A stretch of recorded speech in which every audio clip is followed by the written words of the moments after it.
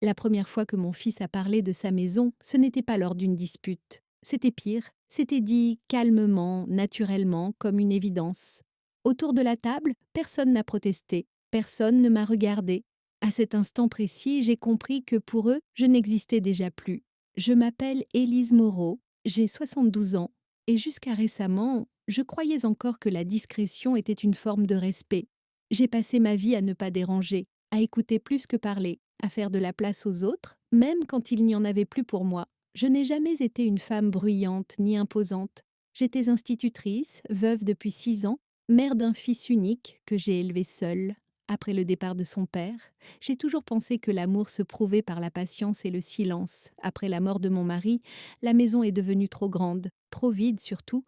Mon fils Laurent m'a proposé de venir vivre chez lui, temporairement, le temps que je me remette. Il parlait doucement avec cette voix rassurante qu'il avait enfant quand il voulait quelque chose.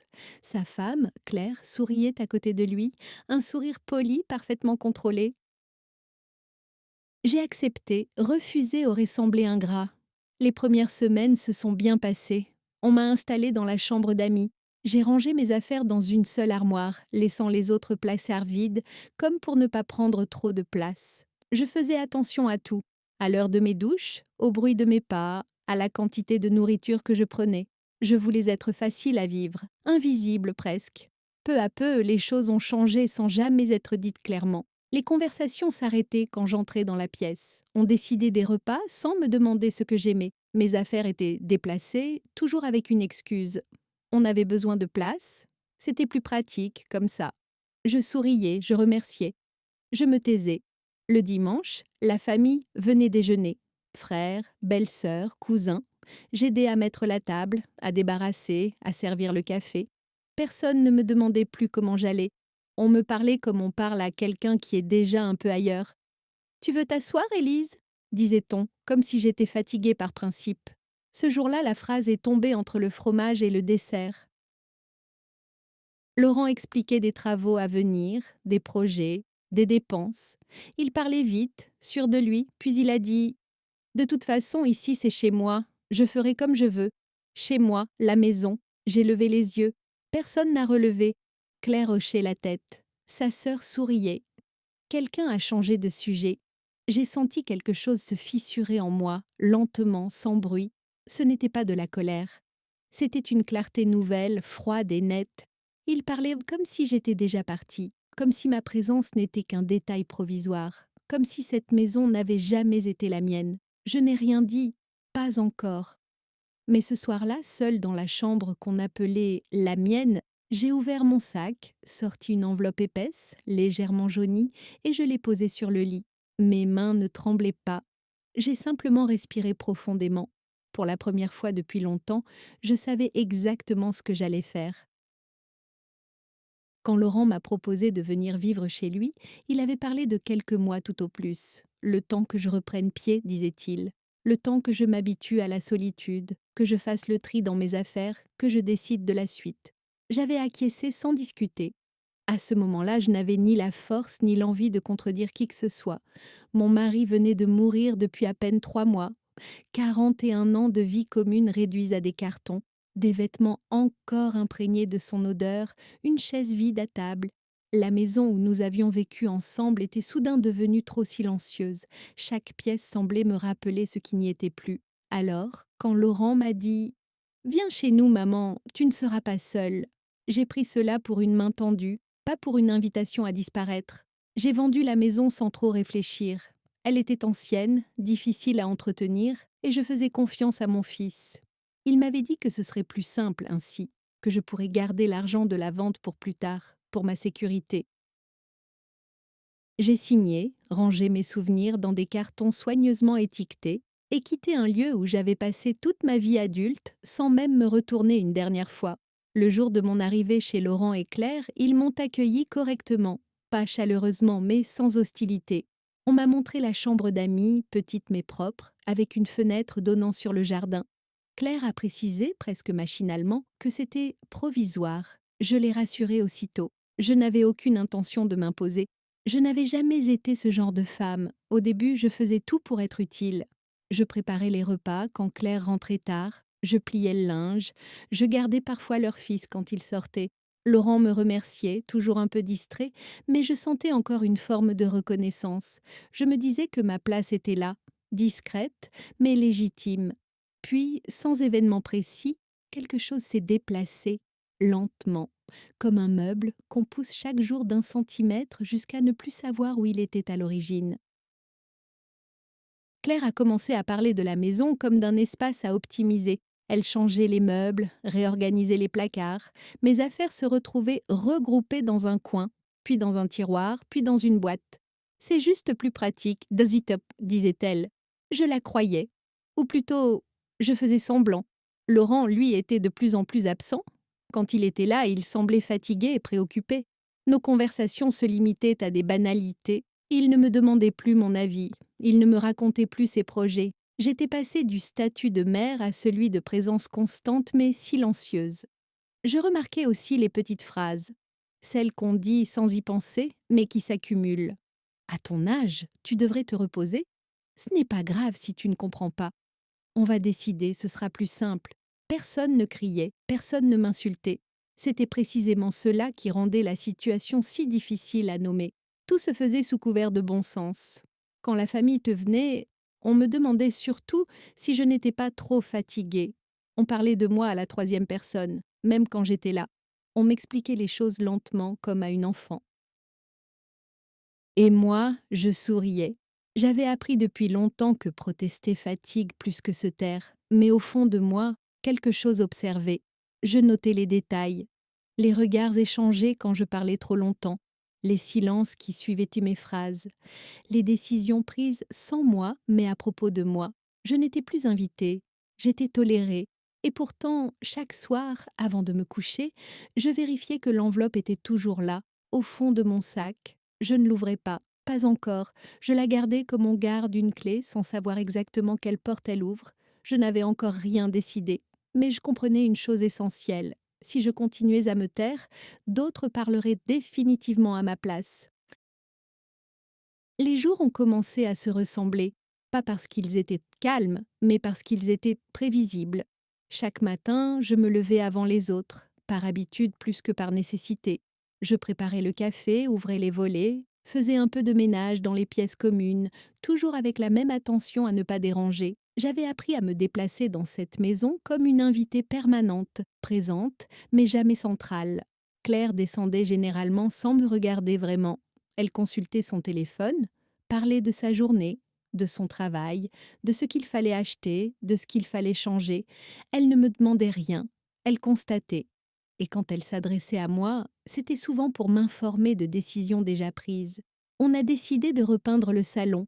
On va changer la disposition de la cuisine. On pense remplacer ce fauteuil, il prend trop de place. Ce fauteuil, c'était celui où je m'asseyais tous les soirs pour lire. Je hochais la tête. Je disais que je comprenais. Je disais que ce n'était pas grave. À force de le répéter, je finissais presque par y croire. Laurent, lui, partait tôt et rentrait tard. Quand il était là, il semblait pressé, comme s'il avait toujours quelque chose de plus important à faire que de parler avec moi. Il m'appelait maman, mais sans chaleur. C'était devenu un mot pratique, pas affectueux. Je sentais qu'il m'aimait encore, d'une certaine manière, mais un amour abstrait, lointain, sans implication concrète. Un après-midi, alors que je rangeais la cuisine, j'ai retrouvé une boîte contenant des papiers à moi. Mes papiers. Ils avaient été déplacés dans un placard du garage parmi des outils et des cartons de décoration. Je ne me souvenais pas les y avoir mis. J'ai pris la boîte, je l'ai ouverte. Tout était là, mais l'ordre avait changé. Quelqu'un avait fouillé. Pas par malveillance apparente, mais par négligence. Comme si ces documents ne m'appartenaient déjà plus vraiment. Quand j'ai demandé, Claire a levé les yeux au ciel. Oh, on a fait un peu de rangement. Tu sais, il faut bien optimiser l'espace. Optimiser l'espace. Encore, les repas étaient devenus des moments étranges. On parlait au-dessus de moi, on parlait de moi sans me parler. Elle mange moins qu'avant, elle oublie parfois des choses, non? À son âge, c'est normal. Je n'oubliais rien, j'écoutais tout. Le dimanche, quand la famille venait, la situation était encore plus claire. On me demandait d'aider, jamais de m'asseoir. On me confiait des tâches simples, répétitives, comme si cela suffisait à me donner une fonction. Personne ne me demandait mon avis sur quoi que ce soit. Et si je tentais de participer à une conversation, elle se déplaçait ailleurs, subtilement. Un jour, j'ai entendu Claire dire à sa sœur, sans baisser la voix: c'est compliqué avec sa mère à la maison. Mais bon, c'est temporaire. Temporaire. Le mot est resté suspendu dans l'air. Je me suis demandé combien de temps durait le temporaire quand personne ne fixait de limite, quand l'autre n'avait plus vraiment de maison à lui. Le soir, dans ma chambre, je faisais le point. Je repassais les phrases de la journée, les gestes, les regards. Ce n'était jamais brutal, toujours progressif, comme si on m'effaçait doucement pour ne pas provoquer de résistance. C'est à ce moment-là que j'ai commencé à comprendre que le problème n'était pas seulement le manque de respect, c'était la réécriture de la réalité. Peu à peu, on agissait comme si j'étais dépendante, fragile, incapable de décider. Et plus je me taisais, plus cette version devenait crédible. Alors j'ai arrêté de corriger. J'ai observé. J'ai noté mentalement chaque phrase, chaque décision prise sans moi. Je n'ai plus essayé d'exister à travers eux. Je me suis repliée volontairement, pas par faiblesse, par stratégie, car une chose devenait évidente. Le jour où il parlerait ouvertement de mon départ, il faudrait que je sois prête. Et cette fois-là, je ne me contenterai pas de sourire.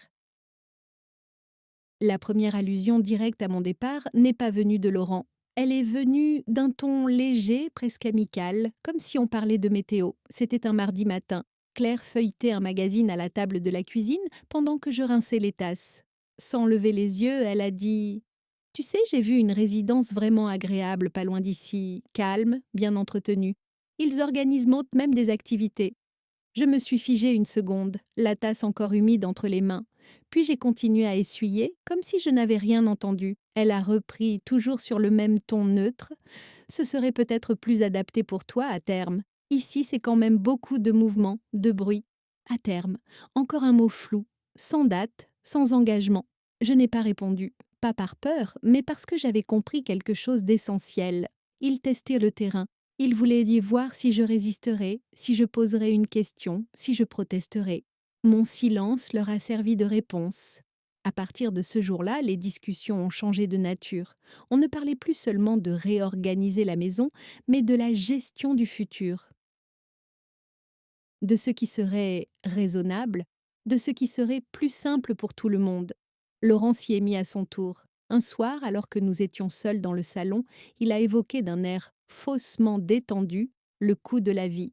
Tu sais, maman, aujourd'hui tout est cher. Les impôts, l'entretien.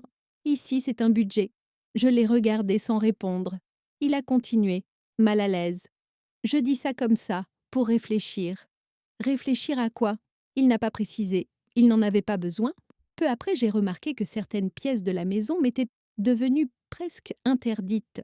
Le bureau, par exemple, on m'avait demandé de ne plus y entrer parce qu'il y avait des documents importants. Le garage aussi. Quant au salon, on y changeait régulièrement les choses sans me prévenir. Mon fauteuil a disparu un matin. On l'a donné, m'a dit Claire. Il prenait trop de place. Je me suis assise sur une chaise dure à la place. Je n'ai rien dit. Lors d'un déjeuner de famille, la conversation a glissé vers l'immobilier, des prix qui montaient, des opportunités à saisir. Laurent parlait avec assurance. Il expliquait ce qu'il ferait, comment il aménagerait, ce qu'il investirait. À un moment, quelqu'un a demandé: et ta mère? Il a haussé les épaules. Oh, on verra. On verra, comme si mon existence était une variable secondaire. Ce jour-là, j'ai senti le regard de plusieurs personnes se poser sur moi, brièvement, pas avec méchanceté, avec une forme de curiosité gênée, comme si j'étais déjà un sujet délicat, un problème à résoudre.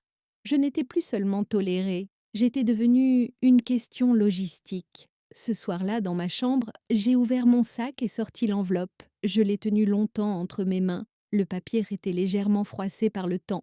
Je connaissais son contenu par cœur sans jamais l'avoir relu depuis des années. Ce n'était pas un secret, c'était une vérité oubliée, enterrée sous la confiance et les habitudes. Je l'ai reposé lentement. Il croyait préparer mon avenir sans moi. Ils pensaient que je n'avais plus rien à dire, plus rien à prouver. Ce qu'ils ignoraient, c'est que chaque remarque, chaque phrase dite à demi-mot, chaque décision prise dans mon dos me rendait plus lucide, plus calme, plus déterminée. Ils parlaient déjà de la maison comme d'un espace à gérer. Moi, je commençais à comprendre qu'ils s'étaient trompés sur une chose fondamentale. Ce n'était pas moi qui vivais chez eux. Et le moment approchait où ils allaient devoir l'entendre, clairement, sans ambiguïté. Le déclic n'est pas venu d'une grande scène, il est venu d'un détail, un de ceux qu'on pourrait presque rater si on n'était pas déjà en alerte. C'était un samedi, la maison était pleine. La sœur de Claire, son mari, deux cousins, des enfants qui couraient dans le couloir. Le bruit, les voix, les rires. J'avais passé la matinée à préparer le repas. Éplucher, cuire, dresser. Comme toujours. Personne ne me l'avait demandé, mais tout le monde s'y attendait. À table, je me suis assise à l'extrémité, comme d'habitude, la place que je prenais naturellement sans qu'on ait besoin de me la désigner. Laurent parlait fort, racontait ses projets, ses idées. Il avait ce ton assuré que je lui connaissais bien, celui qu'il utilisait quand il voulait convaincre. À un moment, la conversation a glissé sur l'organisation des prochains mois, les vacances, le travail, les dépenses. Claire a mentionné qu'il réfléchissait à réaménager certaines choses, puis elle a ajouté en souriant vers les autres: de toute façon, ça ne sert à rien d'investir trop maintenant, vu que la maison va changer. Changer. Le mot est tombé comme s'il était anodin. Quelqu'un a demandé ce qu'elle voulait dire. Claire a regardé Laurent. Laurent a pris le relais, naturellement. Oui, on y pense sérieusement. Ici, c'est grand, c'est bien situé. À terme, on fera comme on veut. Comme on veut. Personne ne m'a regardé. J'ai continué à manger lentement. J'écoutais chaque mot. Puis sa sœur a demandé, presque en plaisantant: «Et ta mère, elle en pense quoi?» Laurent a ri. Un petit rire bref. «Oh, maman s'adapte. Elle sait bien que cette maison, maintenant, c'est la mienne.» Cette phrase-là, c'est elle qui a tout figé. Pas le ton, pas le volume, le contenu. Clair, affirmatif, sans hésitation. La mienne. Je me suis sentie traversée par une sensation étrange, presque physique, comme si quelque chose se mettait enfin à sa place. Tous les gestes précédents, toutes les remarques, toutes les décisions prises sans moi prenaient soudain un sens cohérent. Ce n'était pas de l'inattention, ce n'était pas de la maladresse, c'était une certitude installée depuis longtemps. J'ai levé les yeux, j'ai croisé le regard de Claire. Elle ne souriait plus. Elle m'observait, attentive, comme si elle attendait une réaction, une protestation, une émotion. Je n'ai rien montré. Autour de la table, personne n'a réagi.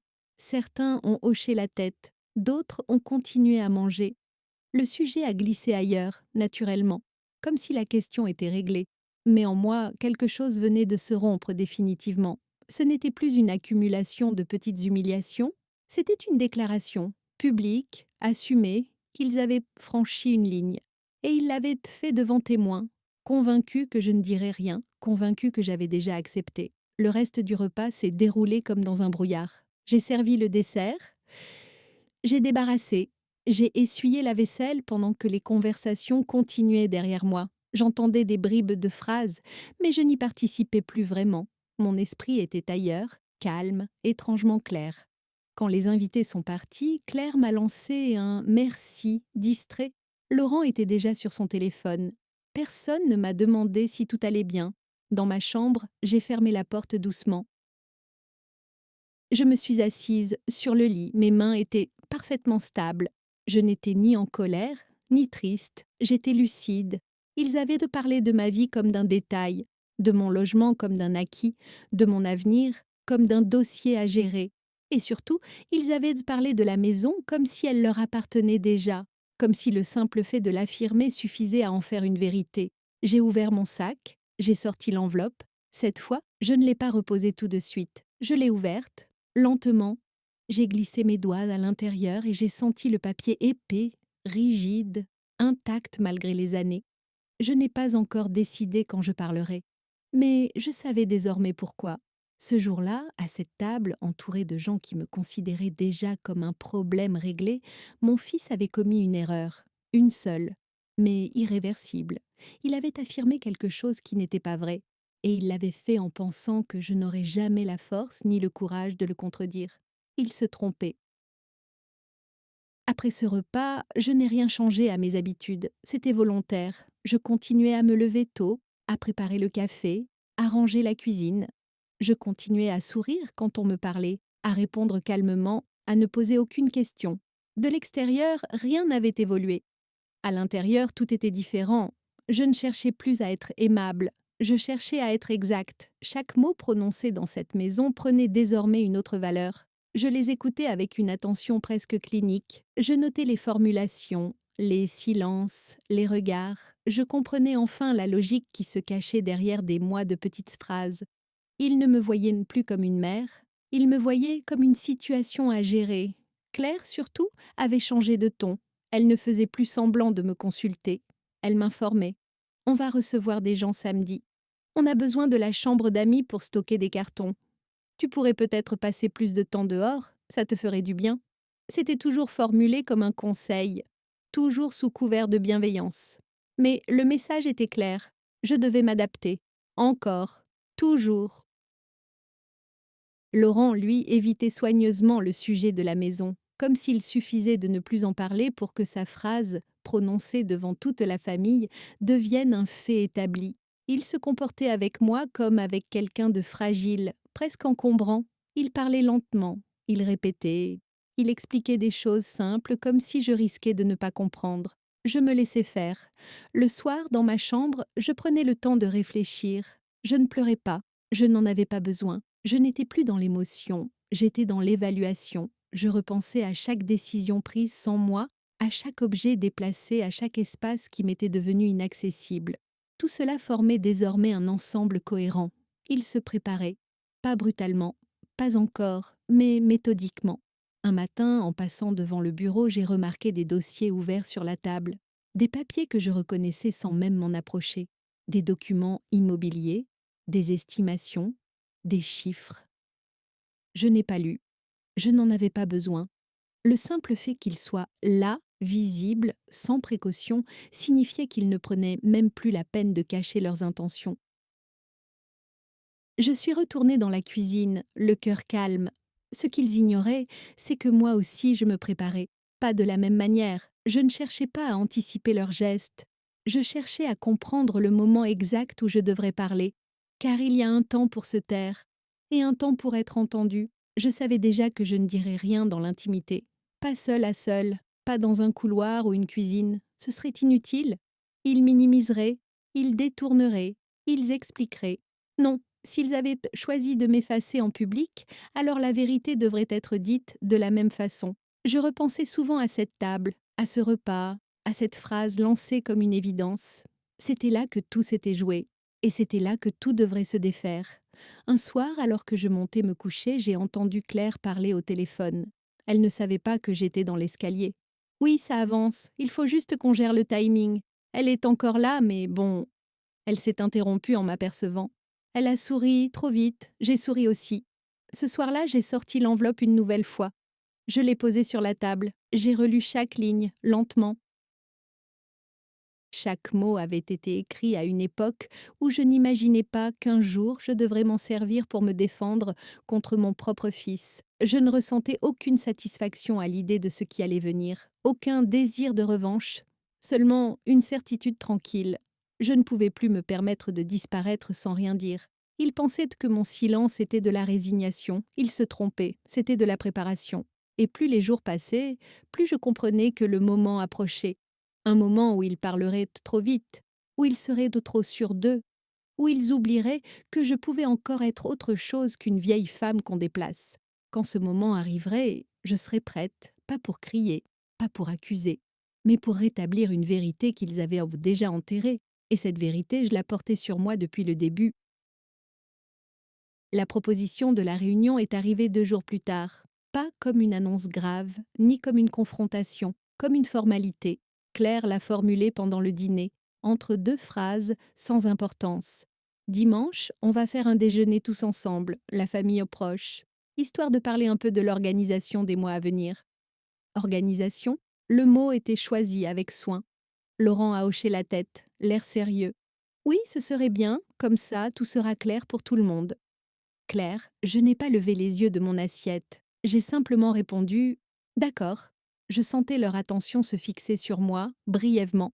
Ils s'attendaient peut-être à une question, à une inquiétude, à une réaction. Mon calme les a rassurés. Ils ont pris mon accord pour une soumission de plus. Le dimanche approchait et avec lui une tension sourde que je percevais dans chaque geste. Claire nettoyait plus que d'habitude.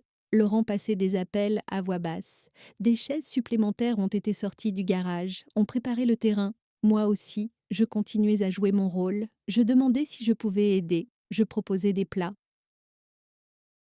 Je notais mentalement qui serait présent. La sœur de Claire, son mari, un oncle de Laurent, deux cousins, des gens qui n'étaient pas là par hasard, des témoins, des voix neutres, des regards extérieurs.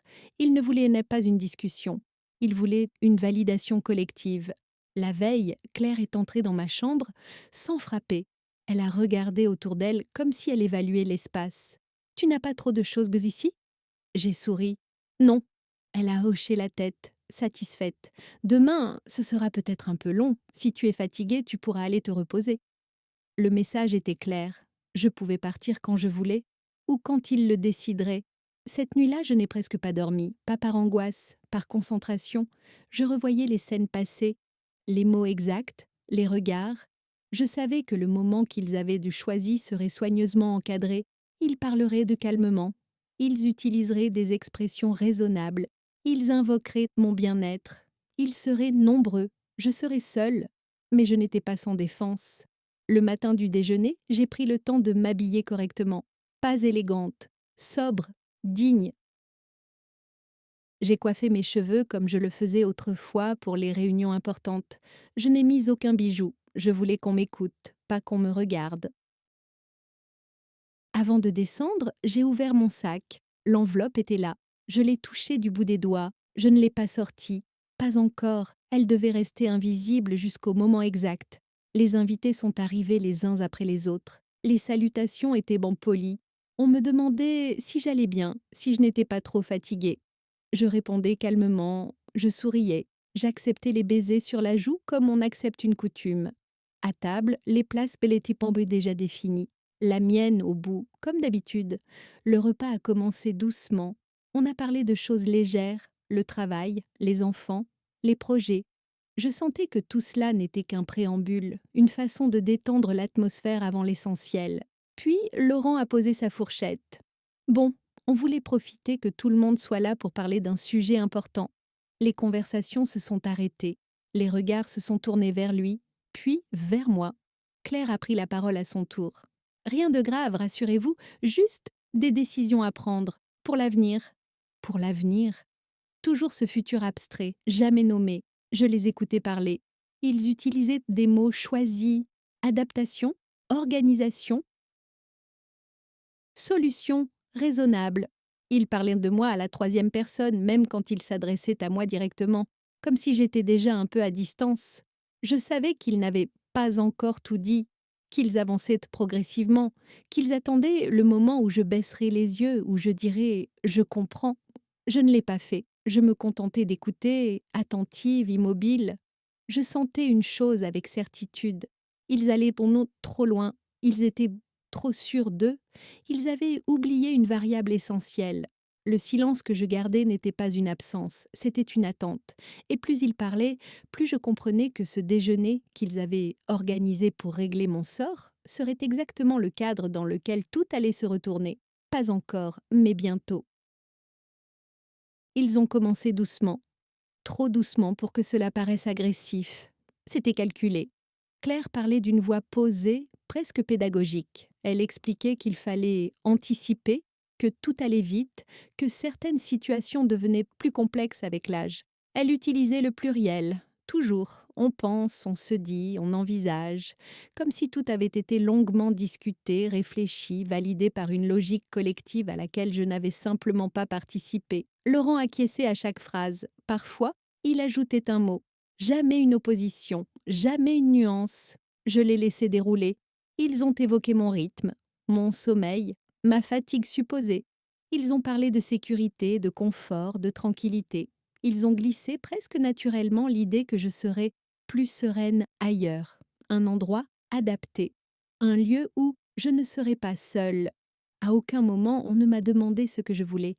Quand Claire a prononcé le mot solution, j'ai compris que nous avions franchi une nouvelle étape. Une solution implique un problème. Et le problème, c'était moi. La sœur de Claire a pris la parole à son tour. Elle a parlé doucement, avec ce ton compatissant que je connaissais bien. Tu sais, Élise, parfois, accepter de l'aide, c'est aussi faire preuve de sagesse. Je l'ai regardée, elle souriait, un sourire bienveillant, presque triste, comme si elle compatissait à une faiblesse que je n'avais jamais revendiquée. Un cousin a renchéri. Et puis, ce n'est jamais facile de vieillir seul. Seul, j'ai failli sourire.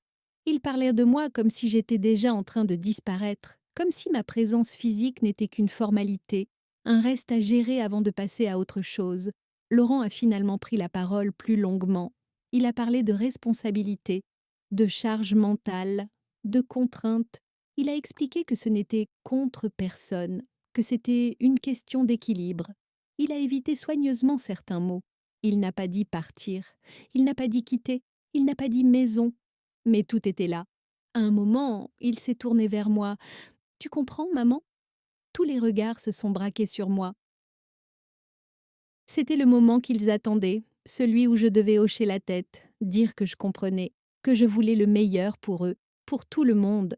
Ce moment où tout aurait été validé sans qu'ils aient besoin d'aller plus loin. Je les ai regardés un par un, lentement, sans colère, sans précipitation. Je comprends ce que vous dites, ai-je répondu. Un soulagement presque imperceptible a parcouru la table. Alors Claire a avancé, elle a parlé de délai, de transition, de ce qui serait raisonnable. Elle a mentionné pour la première fois des visites possibles, des endroits qu'elle avait déjà repérés, sans me demander. Bien sûr, ils avaient tout prévu, tout sauf une chose. Je les ai laissés parler jusqu'au bout. Je n'ai pas interrompu, je n'ai pas corrigé, je n'ai pas protesté. Plus ils parlaient, plus ils se découvraient, plus leur certitude devenait visible. Ils étaient convaincus que la discussion était une formalité, que la décision était déjà prise, que ce déjeuner n'était qu'une étape administrative. Quand le silence est revenu, ils me regardaient tous, certains avec pitié, d'autres avec satisfaction. Laurent, lui, semblait soulagé, comme s'il venait enfin de régler quelque chose qui le dérangeait depuis longtemps. Je n'ai rien dit de plus, pas encore, mais en moi, tout était clair désormais. Ils n'allaient pas me demander de partir.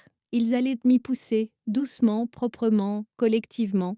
Et ils pensaient que je les laisserais faire parce que j'avais toujours laissé faire. Ce qu'ils ignoraient, c'est que ce genre de pression n'est efficace que sur ceux qui n'ont plus rien à opposer. Moi, j'avais quelque chose. Et plus ils s'enfonçaient dans leur certitude, plus je savais que le moment où je parlerais serait d'autant plus irréversible. Je me suis contentée de baisser les yeux, comme ils s'y attendaient. Mais sous la table, ma main s'est refermée lentement sur mon sac, et cette fois, ce n'était plus de la patience, c'était une décision. Le silence après mes mots a duré plus longtemps que prévu. Un silence épais, presque inconfortable. Claire a échangé un regard avec sa sœur, Laurent s'est raclé la gorge. Il s'attendait à ce que je développe, que je pose des questions, que je demande des détails. Je ne l'ai pas fait, c'est Laurent qui a repris la parole. Il s'est redressé sur sa chaise comme quelqu'un qui s'apprête à conclure. Sa voix était posée, assurée, débarrassée de toute hésitation. Juste pour que les choses soient claires, je savais que cette phrase arrivait, je l'attendais depuis le début. Il a posé ses deux mains à plat sur la table, un geste presque symbolique, comme pour marquer un territoire. Cette maison, c'est la mienne. C'est moi qui décide. Il n'a pas élevé la voix. Il n'a pas cherché à provoquer. Il a simplement affirmé, comme on énonce un fait incontestable. Un léger murmure a parcouru la table. Pas de surprise, plutôt une confirmation collective. Certains ont hoché la tête. D'autres ont évité mon regard. Personne n'a protesté. Claire a ajouté calmement: évidemment, on veut que ça se fasse dans les meilleures conditions, pour toi aussi. Mais il faut être réaliste. Réaliste. Toujours ce mot, utilisé pour justifier ce qui arrange. Laurent a continué, encouragé par l'absence de réaction. On ne peut pas continuer comme ça indéfiniment. Tu es ici parce qu'on t'a accueilli, maman. Et ça reste vrai. Mais il a marqué une pause. Mais ça reste chez moi. Cette fois, il m'a regardé droit dans les yeux. Il n'y avait ni colère ni cruauté dans son regard, juste une certitude tranquille, celle de quelqu'un qui croit avoir déjà gagné, celle de quelqu'un qui pense que l'autre n'a plus aucun levier. Autour de la table, l'atmosphère avait changé. Ce n'était plus une discussion. C'était une déclaration de position, une frontière tracée. La sœur de Claire a tenté d'adoucir la chose. Ce n'est pas une attaque, Élise, c'est juste une réalité. La réalité. Le mot qu'on utilise quand on ne veut plus discuter. J'ai pris une inspiration lente. Je sentais chaque battement de mon cœur, régulier, calme. Je n'avais plus aucune hésitation. Tout ce que j'avais observé, noté, encaissé menait exactement à cet instant. Ils venaient de faire ce que j'attendais. Ils venaient de transformer une pression diffuse en affirmation claire, publique, irréversible. Laurent a cru bon d'enfoncer le dernier clou. On ne te met pas dehors, maman, on t'aide à trouver quelque chose de mieux. Mais ici, ce n'est pas une solution durable. Ce n'est pas une solution durable. Moi, il a regardé autour de lui, comme pour chercher l'approbation. Il l'a trouvée, dans les silences, dans les hochements de tête, dans les regards qui disaient « Il a raison ». J'ai laissé passer encore quelques secondes. Puis j'ai parlé, pas fort, pas lentement non plus, d'une voix claire, posée, parfaitement maîtrisée.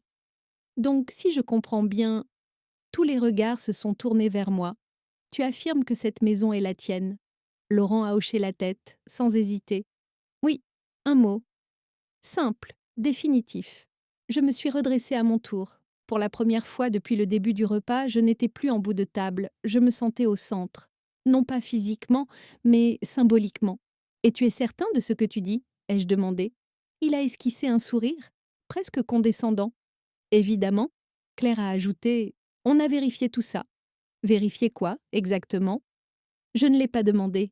J'ai simplement baissé les yeux vers mon sac, lentement, délibérément. J'ai senti une tension soudaine parcourir la table. Quelque chose avait changé, ils l'ont tous senti. Je n'ai pas encore sorti l'enveloppe. Pas encore. Je voulais que cette certitude qu'ils affichaient avec tant d'assurance soit pleinement exposée, gravée dans l'air, entendue par tous. Laurent a rompu le silence, un peu agacé. Maman, si tu as quelque chose à dire, dis-le, mais il faut avancer. Avancer. Toujours avancer, sans jamais regarder ce qu'on écrase. Je l'ai regardé une dernière fois avant de parler. Ce visage que j'avais connu enfant, cette voix que j'avais apaisée tant de fois. Cet homme qui, à cet instant précis, venait de me réduire à un obstacle administratif. Très bien, ai-je dit. Et pour la première fois depuis le début de ce déjeuner, personne n'a osé parler après moi, car quelque chose, dans ma façon de prononcer ces deux mots, leur a fait comprendre que ce qu'ils prenaient pour la fin n'était que le début. Personne n'a bougé. Après mon très bien, le silence s'est installé comme une nappe trop lourde qu'on n'ose plus déplacer. On entendait le tic-tac discret de l'horloge du salon, le frottement d'une chaise, une respiration un peu trop rapide. Laurent s'est adossé à son dossier, persuadé que j'avais enfin compris, que j'acceptais, que la discussion venait de se conclure. Claire a esquissé un sourire prudent, un sourire de gestionnaire. On est content que tu prennes les choses aussi calmement, a-t-elle dit. C'est plus simple comme ça. Plus simple pour qui exactement? Elle ne l'a pas précisé. Je suis restée immobile, mes mains reposées sur la table. Je n'ai pas touché à mon sac. Pas encore. Je voulais qu'ils parlent, qu'ils aillent jusqu'au bout de leur logique, qu'ils se sentent suffisamment en sécurité pour ne plus se retenir. Laurent a repris la parole, déjà tourné vers l'avenir. Bon, alors, concrètement, on va s'organiser. On a repéré 2 endroits. Rien n'est décidé, bien sûr, mais il faut avancer vite. Vite! Toujours vite quand il s'agit d'effacer quelqu'un. Il parlait désormais comme si j'avais donné mon accord. Comme si mon existence venait d'être rangée dans une colonne à traiter. Il évoquait des délais, des démarches, des visites. Il utilisait des mots techniques, neutres. Je n'étais plus une personne, j'étais un paramètre. Autour de la table, les autres se détendaient, les épaules s'abaissaient.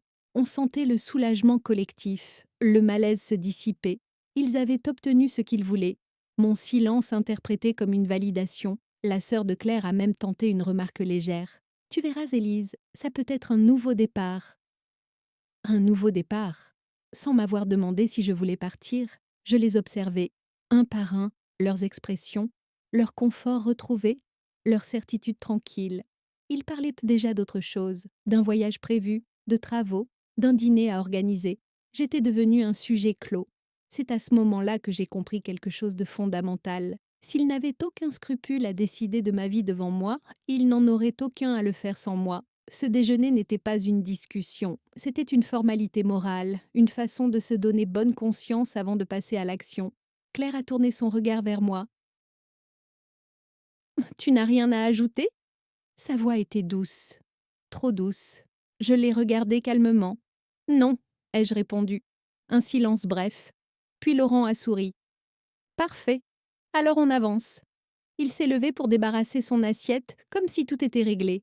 C'est là que j'ai senti, pour la première fois depuis longtemps, une colère froide monter en moi. Pas une colère explosive, une colère claire, structurée. Celle qui ne cherche pas à faire du bruit, mais à remettre les choses à leur place. Il venait de me voler quelque chose de précieux. Pas la maison, pas encore. Il venait de me voler le droit d'exister comme une voix légitime. Et il pensait en est que c'était terminé. J'ai attendu qu'ils se rassoient, qu'ils reprennent leur respiration, qu'ils soient suffisamment détendus pour ne plus se méfier. Puis j'ai posé une simple question. Laurent? Il a levé les yeux, surpris par mon ton. Oui, maman? Je l'ai regardé droit dans les yeux. Quand est-ce que tu as décidé que cette maison était la tienne? Il a cligné des paupières, pris de court. Je... Enfin, depuis qu'on l'habite. Claire a voulu intervenir. C'est évident, Élise. Évident, toujours ce mot. Je n'ai pas répondu tout de suite. J'ai pris mon temps. Je voulais qu'il ressente cette attente, ce léger déséquilibre. Donc, ai-je repris, selon toi, le fait d'habiter quelque part suffit à en devenir propriétaire. Laurent a soupiré. Maman, ne complique pas les choses. Ne complique pas. Traduction. Ne remets pas en question ce que nous avons décidé. Je me suis alors légèrement penchée en avant. Pas agressive, pas dramatique, juste présente. Je ne complique rien, ai-je dit. J'essaie simplement de comprendre sur quoi tu te bases pour affirmer cela. Le malaise est revenu, brutal, inattendu.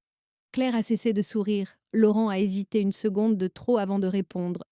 On a les papiers, a-t-il dit finalement. Tout est en règle. Les papiers? Enfin. Je me suis redressée lentement. J'ai senti mon cœur battre plus fort, mais ma voix est restée stable. Lesquels? Ai-je demandé. Il a ouvert la bouche, l'a refermée. Puis il a répondu, moins assuré. Enfin, tu vois bien. Non, justement.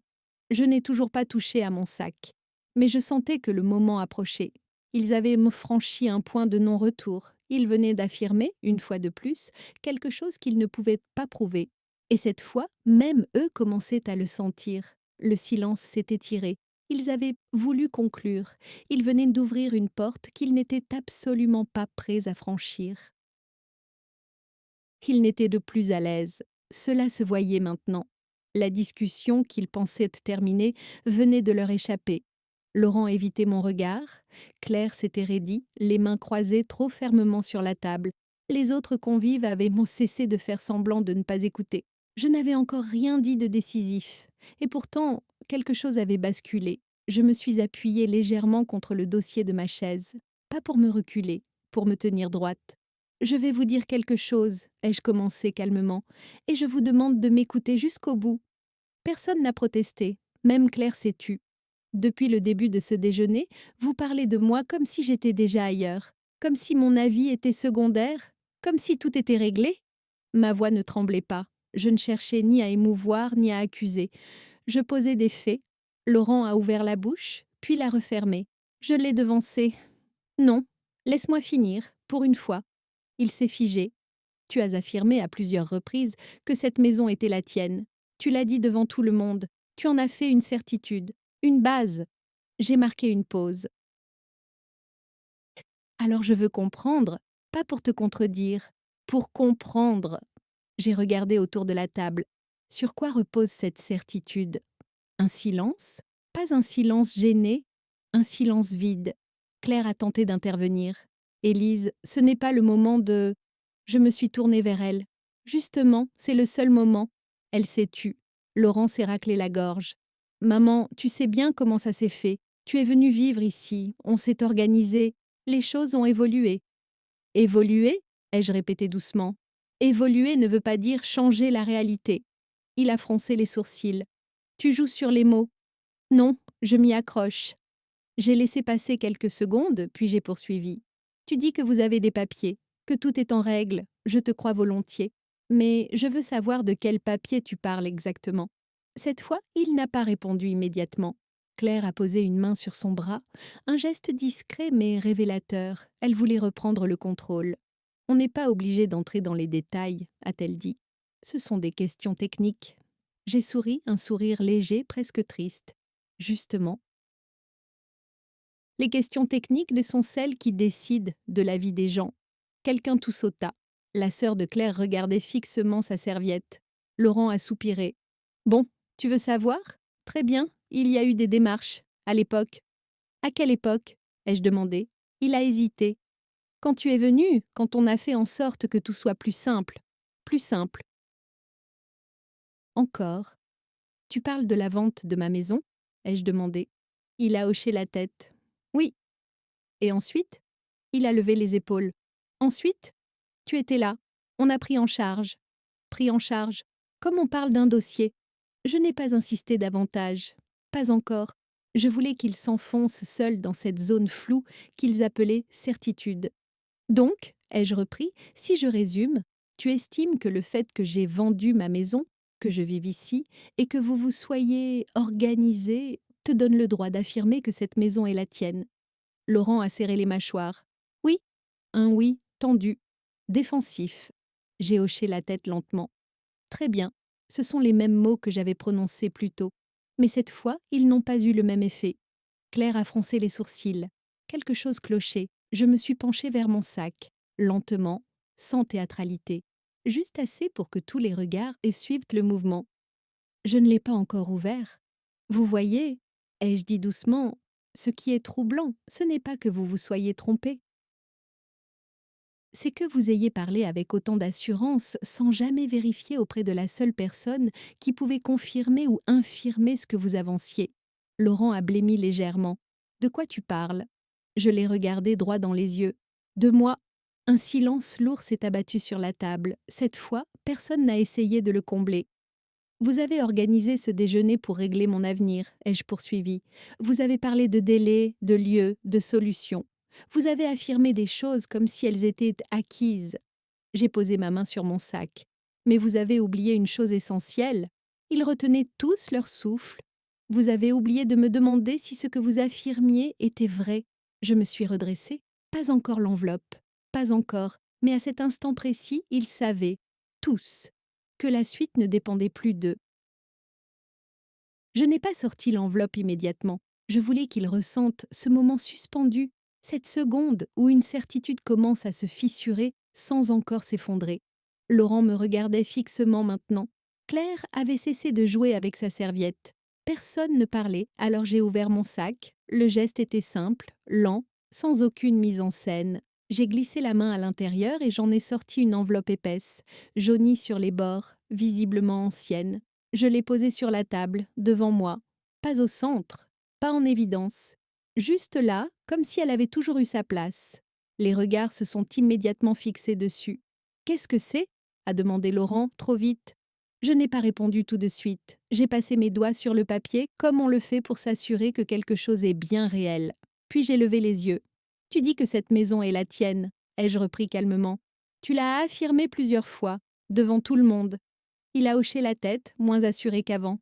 Très bien, ai-je continué. Alors permettez-moi de vous montrer ce que moi, je sais. J'ai ouvert l'enveloppe.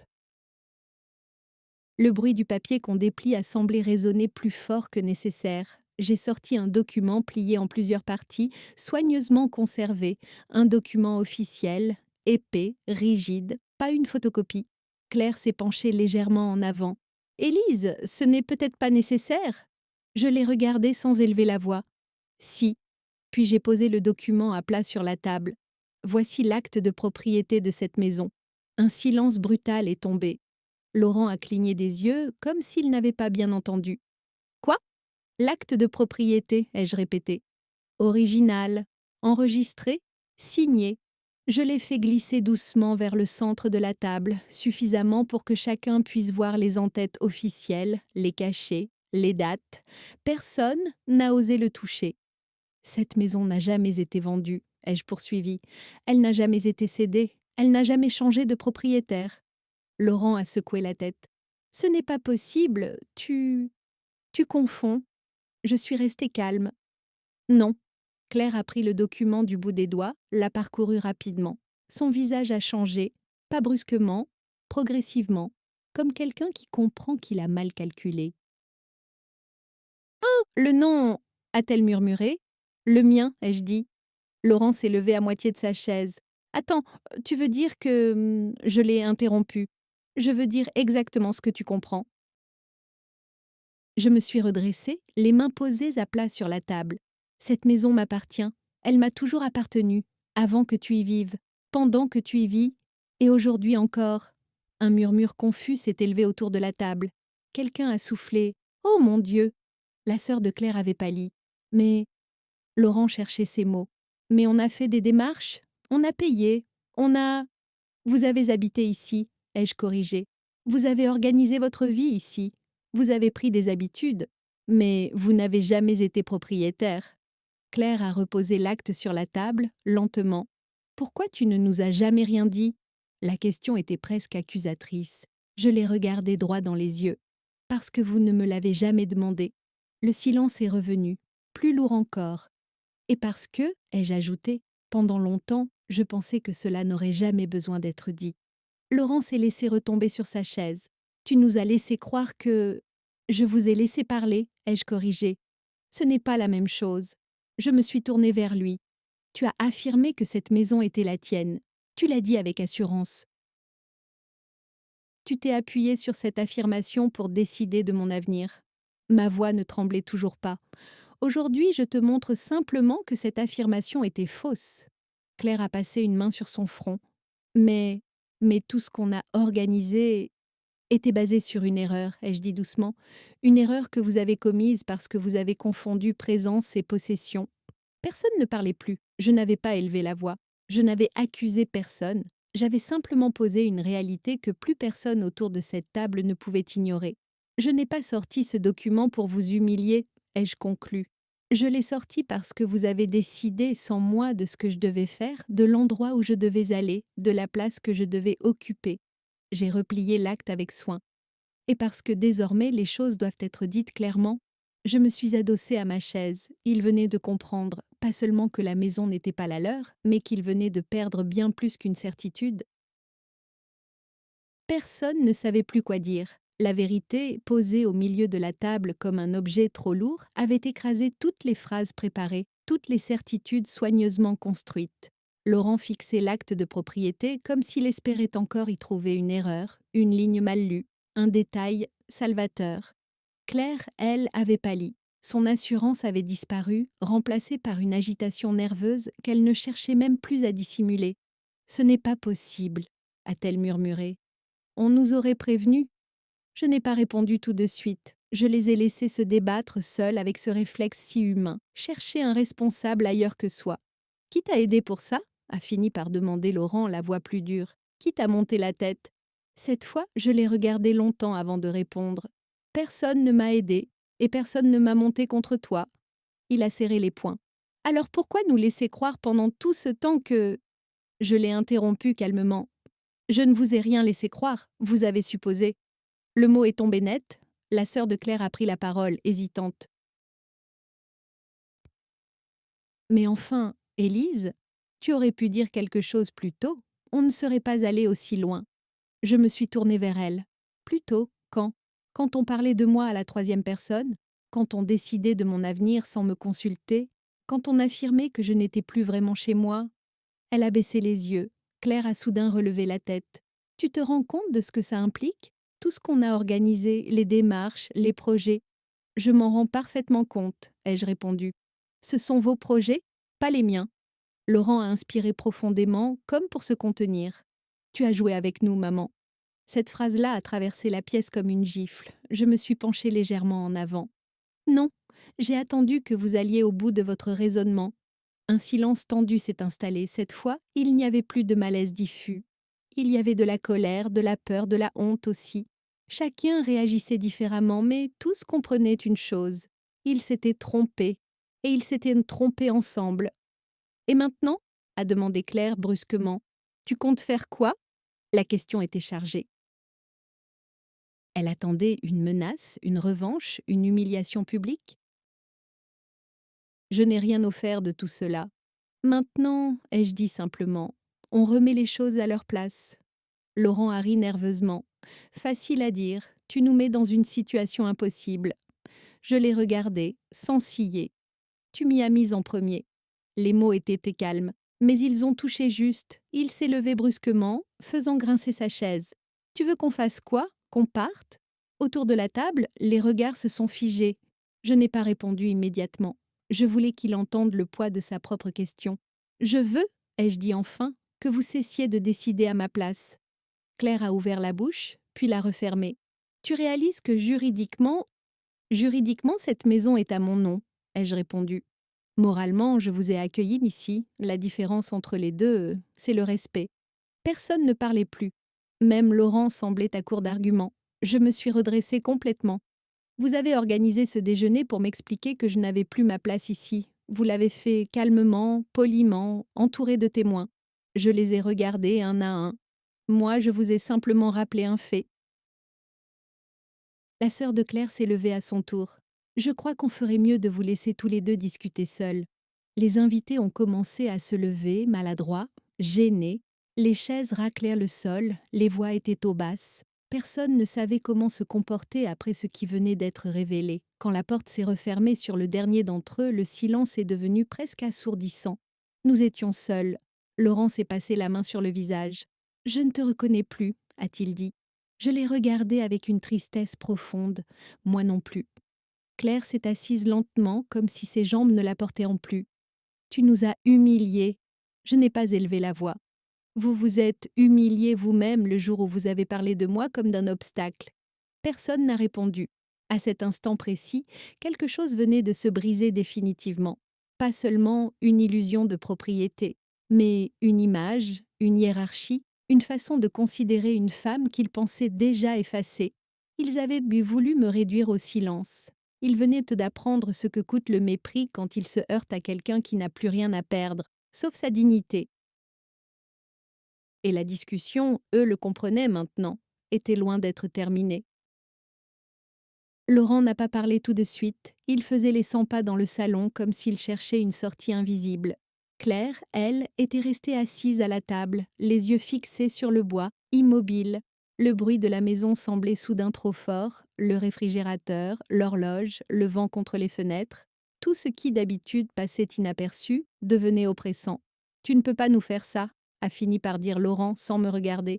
Sa voix n'était plus assurée. Elle était tendue, presque suppliante. Je suis restée assise. Je ne vous fais rien. Je ne fais que reprendre ma place. Il s'est arrêté net. Ta place? Oui, celle d'une femme à qui on parle, pas celle d'un problème qu'on déplace. Claire a levé la tête. Ses yeux étaient sur rouge, mais secs. Et nous alors? On fait quoi maintenant? La question n'était plus agressive. Elle était nue. Pour la première fois depuis longtemps, ils ne parlaient plus comme des organisateurs, mais comme des gens pris au dépourvu. Maintenant, ai-je répondu, on regarde les choses en face, sans raccourci, sans supposition. Laurent s'est laissé tomber sur le canapé. On a tout construit ici. Notre quotidien, nos projets, tu ne peux pas balayer ça comme si ça ne comptait pas. Je l'ai regardé longuement. Je n'ai jamais dit que ça ne comptait pas. J'ai dit que ça ne vous donnait pas tous les droits. Il a passé ses mains sur son visage. Tu te rends compte que tu as tout renversé? Non, Laurent, ce qui a été renversé, c'est un mensonge confortable. Le mot mensonge a résonné dans la pièce. Claire a serré les lèvres. On n'a jamais voulu te faire du mal. Je me suis levée doucement. Je le crois. Mais le mépris n'a pas toujours besoin de mauvaises intentions pour exister. Je me suis approchée de la fenêtre. Le jardin était calme, immobile. Pendant des mois, vous avez parlé de moi comme d'un poids, d'un dossier, d'une étape à régler. Et quand j'ai laissé faire, vous avez pris mon silence pour une permission. Laurent a relevé la tête. Tu aurais dû parler. Je me suis tournée vers lui. J'ai parlé. Vous n'écoutiez plus. Le silence est retombé, plus lourd encore. Cette fois, il n'y avait plus de colère, seulement une réalité brutale. Rien ne serait plus comme avant. Claire s'est levée à son tour. Alors dis-le clairement, qu'est-ce que tu veux? Je n'ai pas répondu tout de suite. J'ai pris le temps. parce que cette question, je me la posais depuis longtemps. Je veux rester ici, pour l'instant, chez moi. Laurent a fermé les yeux. Et nous? Vous êtes ici parce que je vous y ai accueilli, pas parce que vous y êtes chez vous par défaut. La nuance est essentielle. Claire a blêmi. Tu nous demandes de partir. Je vous demande de comprendre que vous n'êtes pas propriétaire de ma vie, ni de cette maison. Ils se sont regardés, longtemps. J'ai vu passer sur leur visage quelque chose de nouveau, non pas de la colère, mais une prise de conscience douloureuse. Ils réalisaient que ce qu'ils avaient tenu pour acquis ne l'était pas, qu'ils avaient confondu confort et droit. Laurent a parlé plus doucement. On s'est trompé. Je l'ai regardé. Oui. Et maintenant? Je suis retournée m'asseoir. Maintenant, on va prendre le temps, le vrai, pas celui qu'on impose, celui qu'on respecte. Claire a essuyé ses yeux. Tu sais, on ne t'a jamais vu comme quelqu'un de fort. J'ai hoché la tête. C'est souvent l'erreur qu'on fait avec les gens calmes. Personne n'a souri. Ils comprenaient enfin que ce moment n'était pas une victoire contre eux, mais une frontière posée trop tard. Une frontière qui aurait pu être inutile si on m'avait simplement regardée comme une personne entière. Laurent s'est levé lentement. On va réfléchir.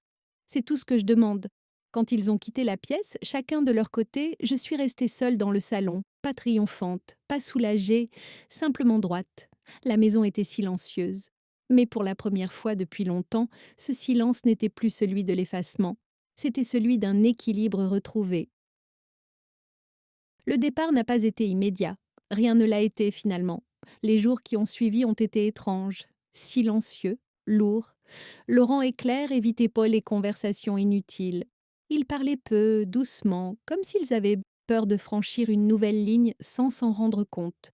La maison n'était plus un terrain conquis, ni un champ de bataille. Elle était devenue ce qu'elle n'avait jamais cessé d'être, un lieu qui m'appartenait, et dans lequel chacun devait désormais mesurer sa place. Je ne me suis pas imposée, je n'en avais pas besoin, je faisais ce que j'avais toujours fait, vivre ici, simplement, sans m'excuser. Un matin, Laurent est venu me voir dans la cuisine. Il avait l'air fatigué, vieilli presque. On va chercher autre chose, a-t-il dit. Pas tout de suite, mais on va chercher. J'ai hoché la tête. Prenez le temps qu'il faut. Il m'a regardé longuement, comme s'il découvrait enfin une personne qu'il croyait connaître depuis toujours. Tu sais, je ne pensais pas que tu pouvais tenir tête comme ça. Je n'ai pas souri. Je ne t'ai pas tenu tête. Je suis restée debout. Claire a mis plus de temps. Elle parlait peu, mais ses gestes avaient changé. Elle me demandait mon avis. Pas toujours, pas parfaitement, mais sincèrement, elle avait compris, elle aussi, que le respect ne se négocie pas une fois qu'il a disparu. Il se reconstruit lentement. Quelques semaines plus tard, ils sont partis. Pas en colère, pas humiliés, différents, plus silencieux, plus prudents.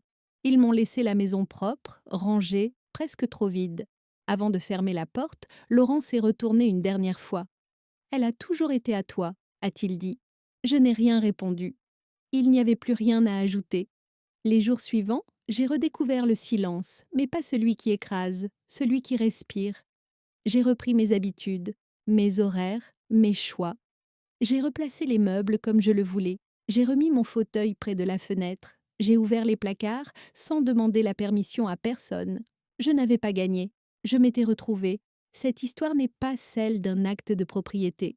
C'est celle d'une femme qu'on croyait trop vieille pour répondre, trop calme pour résister, trop seule pour être prise au sérieux, et qui a simplement décidé de ne plus se taire, parce qu'il arrive un moment où le silence ne protège plus.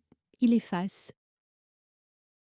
Si cette histoire t'a touché, si tu penses que le respect n'a pas d'âge et que certaines voix méritent d'être entendues jusqu'au bout, alors abonne-toi, mets un like et partage ce récit. Il pourrait rappeler à quelqu'un, quelque part, qu'il n'est jamais trop tard pour reprendre sa place.